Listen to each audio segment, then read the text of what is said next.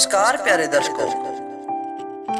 दर्शकों, आज हम आपके लिए बहुत ही प्यारी, बहुत ही ज्ञानवर्धक और रोचक कहानी लेकर आए हैं।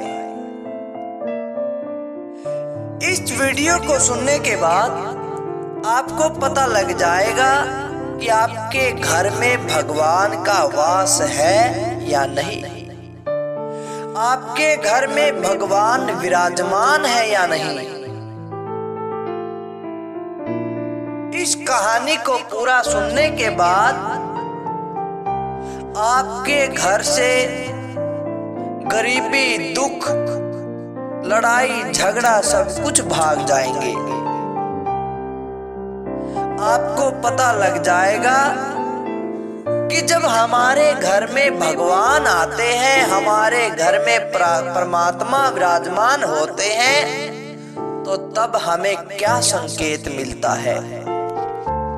प्यारे दर्शकों, जिस घर में भगवान होते हैं, जिस घर में भगवान का वास होता है, वे कुछ ना कुछ संकेत उस घर के मनुष्यों को देते रहते हैं। कुछ ना कुछ तो संकेत मिलता है, किंतु फर्क है समझने वाले में। अगर कोई समझने वाला है तो समझ लेता है, अगर नहीं समझ सकता तो उसको इस बात का पता नहीं चलता कि भगवान का हमारे घर में वास है भी या नहीं। अब कुछ कहेंगे कि भगवान दिखाई तो देता नहीं, कैसे पता चलेगा वो है या नहीं। प्यारे दर्शकों, भगवान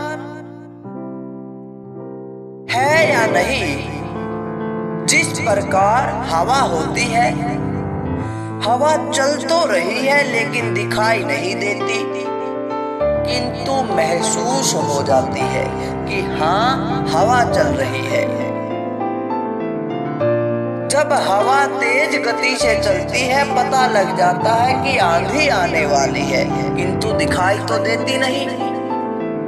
इसी प्रकार भगवान होते हैं, वे महसूस करा देते हैं, वे संकेत देते हैं। अब वे कौन से संकेत देते हैं, इसके बारे में हम जिक्र करें। इससे पहले अगर आप हमारे चैनल पर नए हैं तो चैनल को सब्सक्राइब जरूर करें, क्योंकि आपका एक सब्सक्राइब हमारे लिए बहुत महत्व रखता है। और इस कहानी को पूरा सुने, इस वीडियो को अंत तक सुने, ताकि आपको इस बात का पूर्ण ज्ञान हो जाए। अगर आप किसी बात को पूरा नहीं सुनते तो आपको उस बात का ज्ञान प्राप्त नहीं होता और समय आने पर वो बात आपका साथ छोड़ देती है। और इस वीडियो को आप अपने बच्चों को जरूर सुनाएं, ताकि उन्हें भी पता चल सके कि भगवान किस प्रकार घर में आते हैं, कौन से संकेत देते हैं। तो आइए शुरू करते हैं आज की बड़ी ही प्यारी, बड़ी ही ज्ञानवर्धक और रोचक यह कहानी। प्यारे दर्शकों, एक बार की बात है, एक बड़ा ही गरीब व्यक्ति था। उसके घर में हर समय लड़ाई झगड़ा अशांति बनी रहती थी, हर समय क्लेश रहता था। जीवन से दुखी हो गया, सोचने लगा कि ऐसे जीवन से तो मरना बेहतर है। ऐसे जीवन का क्या फायदा जिसमें शांति ना हो, सुख ना हो। घर में जाए तो परिवार वाले उससे लड़ाई झगड़ा करते, घर का क्लेश उसे हर समय चिंता में रखता। बाहर जाए तो कोई रोजगार नहीं, कोई काम नहीं, काम की चिंता सताती रहती। ना दिन में चैन, रात में सुख। ऐसी हालत में उस गरीब व्यक्ति की बड़ी बुरी दशा हो गई। एक दिन उसने सोचा, अब मैं ऐसे घर में नहीं रहूंगा, ऐसे नरक में नहीं रहूंगा, मैं घर छोड़कर कहीं चला जाता हूँ। प्यारे दर्शकों, इसी ख्याल को लेते हुए, यह बात सोचते हुए वह घर छोड़कर जंगल की तरफ चल पड़ता है। किंतु महापुरुष कहते हैं कि कभी भी दुख से, गरीबी से घबराना नहीं चाहिए। असली बादशाह वही है जो डटकर सामना करे। अब वह व्यक्ति दुखी होकर जंगल की तरफ चला गया। उस जंगल में एक सन्यासी बाबा अपनी साधना में लीन थे। अब उस गरीब व्यक्ति ने उस सन्यासी बाबा को प्रणाम किया, तो बाबा ने उसकी तरफ देखा तो उसके चेहरे पर सिकन थी, बड़ा उदास चेहरा, बड़ा दुखी। उसको दुखी देखते हुए साधु बाबा ने कहा कि बेटा, क्या बात है, तुम मुझे बहुत ही दुखी दिखाई दे रहे हो। तुम्हारे अंदर बहुत गहरी चिंता चल रही है। तुम मुझे बताओ। उस व्यक्ति की आंखों से आंसू निकल आए। कहने लगा, साधु बाबा, मेरे घर में हर समय क्लेश रहता है, गरीबी से बुरा हाल है, मेरे पास कोई रोजगार नहीं है, जहां भी जाता हूं रोजगार से निकाल दिया जाता हूं, कोई मेहमान मेरे घर नहीं आता, खुशी का नामो निशान ही मिल गया। इतना सुनते ही साधु बाबा ने कहा कि बेटा, तेरे घर में भगवान का वास नहीं है, और जिस घर में भगवान का वास नहीं है उस घर का विनाश हो जाता है। अब उस गरीब व्यक्ति ने कहा कि बाबा, मुझे कैसे पता चलेगा कि मेरे घर में भगवान का वास है या नहीं। साधु बाबा ने कहा कि बेटा, मेरी बात को बड़े गौर से सुन। मैं तुम्हें परमात्मा के होने और ना होने का, भगवान के वास का संकेत समझाता हूं। जिस घर में भगवान होते हैं उस घर में शांति होती है, उस घर में लड़ाई झगड़ा नहीं होता, आपस में परिवार के सदस्यों का प्रेम होता है। तुम जब भी अपने घर से बाहर जाओ तो तुम्हें बाहर जाने में इतनी खुशी नहीं होती जितनी खुशी अपने घर आने में होती है। अगर तुम्हारे घर में एक अजीब सी शांति महसूस होती है, तुम्हारे घर में कोई मेहमान आता है और उस पर तुम्हारा एक अलग प्रभाव पड़ता है, वह तुम्हारा अपना बन जाता है, तुम उसके दिल में जगह बना लेते हो,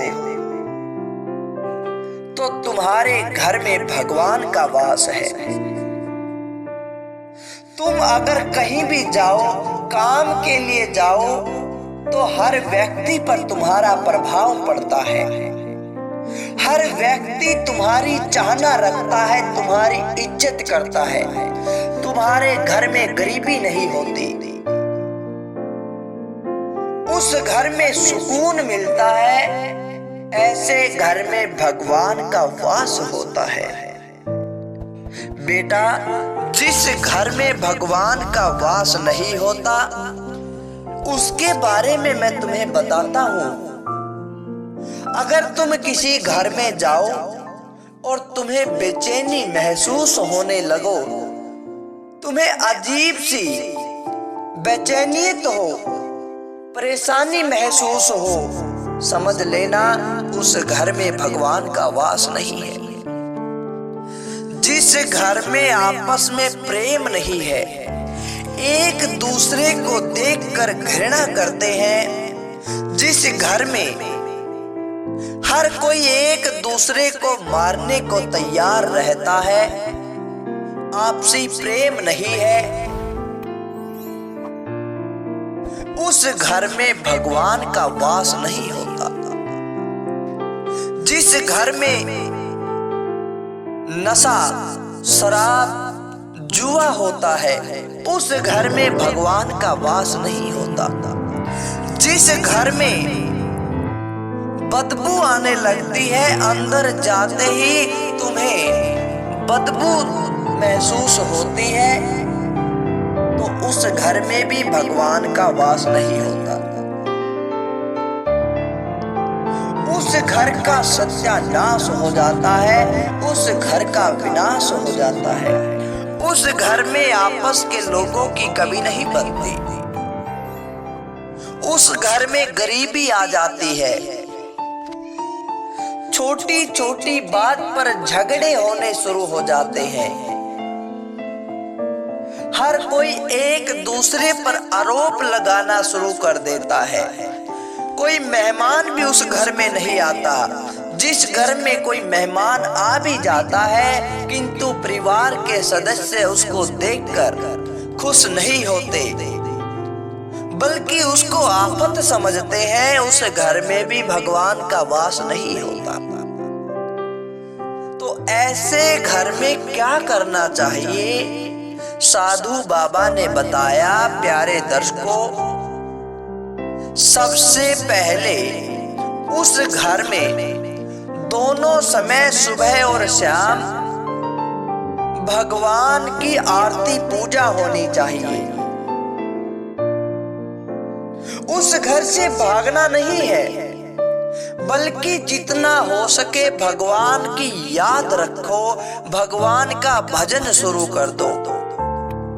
जिस घर का विनाश शुरू हो जाए, उस विनाश से बचने के लिए भगवान अगर वहां से चले जाए, भगवान का वास करने के लिए तुम जितना हो सके साधु संतों के चरण अपने घर में रखवाओ, सत्संग करवाओ, भजन करवाओ, जिसके कारण भगवान उस घर में विराजमान हो जाते हैं और उस घर के सारे सुख, सारी शांति, सब कुछ वापिस आ जाता है।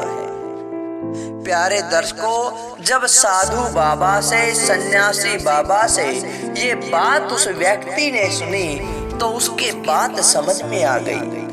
उसने जान लिया कि घर से भागकर भी जाऊंगा तो कहाँ जाऊंगा, ये दुख और चिंता तो वहां भी सताती रहेगी। क्यों ना मैं अपने घर में जाकर भगवान का वास करूं और भगवान को अपने घर में बुलाऊं, जिससे ये सारी परेशानियां, ये दुख, ये गरीबी, ये क्लेश सब मिट जाए।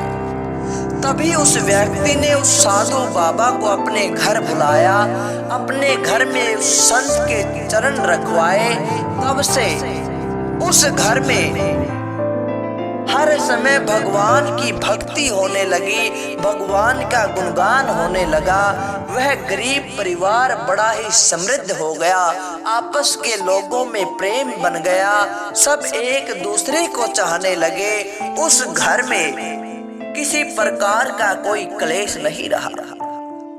प्यारे दर्शकों, यह बात आपको भी समझ लेनी चाहिए। हर किसी को पता है कि हमारा घर कैसा है।